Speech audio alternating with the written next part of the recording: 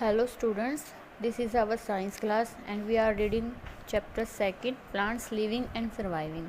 We have done about plants. हमने plants के बारे में पढ़ लिया कि plants हैं वो living things होते हैं और survive कैसे करते हैं. अब हम पढ़ेंगे plants के types. पढ़े थे हमने terrestrial plants and aquatic plants.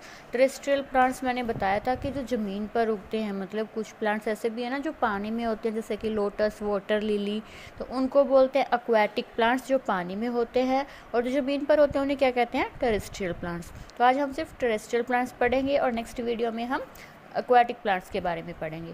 terrestrial plants क्या होते हैं? the plants which grow on land are called terrestrial plant. मतलब जो ज़मीन पर, लैंड का मीनिंग क्या होता है, ज़मीन होता है. जो प्लांट्स ज़मीन पर होते हैं, ज़मीन पे उगते हैं, मिट्टी में उगते हैं, उनको क्या कहते हैं, हम terrestrial plants कहते हैं. इसके आगे बहुत सारे टाइप्स होते हैं, जैसे कि प्लेन ज़मीन होती है ना, प्लेन जहाँ हम रहते हैं. हिल है, पहाड़ है, वो कहाँ होते हैं, वो भी ज़मीन पर ही होते हैं, पानी में नहीं है.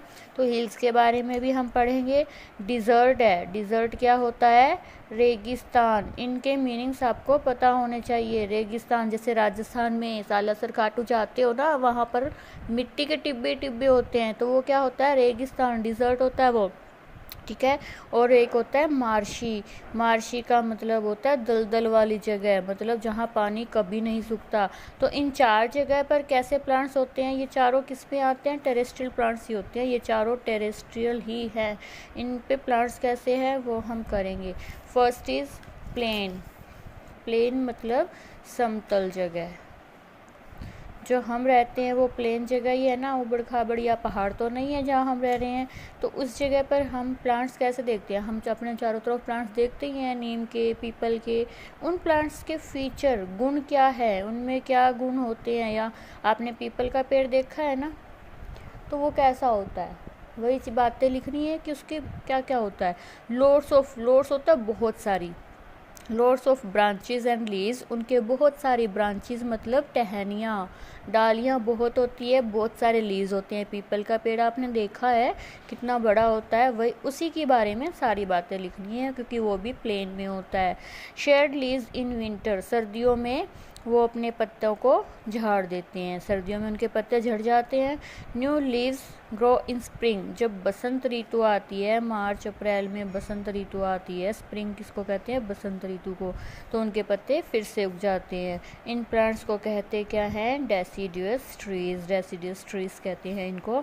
इसके एग्जाम्पल देखिए. एग्जाम्पल होता है कि कौन कौन से प्लांट हैं. मैंगो, पीपल, शीशम, नीम. देखो ये चारों चीज़ें आपने देखी है ना, चारों प्लांट्स देखे हैं आपने.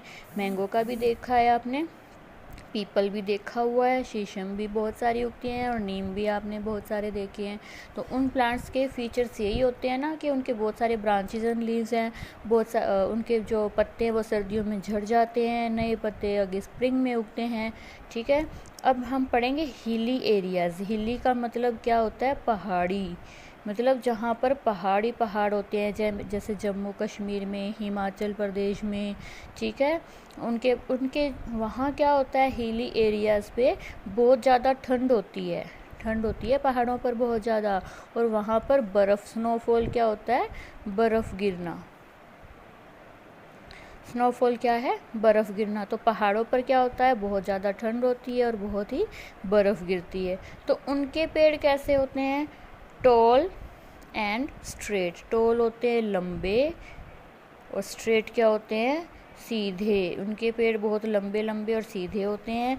उनके जो पत्ते हैं ना वो नीडल शेप, सुई जैसे होते हैं. क्यों होते हैं, क्योंकि अगर ऐसे चौड़े चौड़े होंगे तो उस पर बर्फ़ जब गिरेगी तो बर्फ़ इसी पे इकट्ठी हो जाएगी ना.